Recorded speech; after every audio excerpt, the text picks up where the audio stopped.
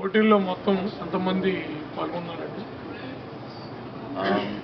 ఈ పోటీలు class room level నుంచి మొదలవుతాయి అన్నమాట. ప్రతి క్లాస్ రూమ్లో ఇలా స్పెల్లింగ్ బీ పెడతారు వాళ్ళ క్లాస్ టీచర్స్.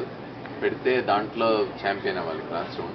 అలాగే అన్ని క్లాసుల నుంచి స్కూల్ ఛాంపియన్ అవుతారు.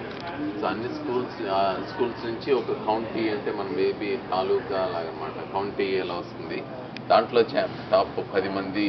తర్వాత సిటీకి వెళ్ళి ఆ సిటీలో మొత్తం సిటీ ఛాంపియన్లు 2 వచ్చారన్నమాట న్యూయార్క్లో. అలాగే వేరే వేరే రీజియన్స్ నుంచి అందరూ అలా ఛాంపియన్స్. సో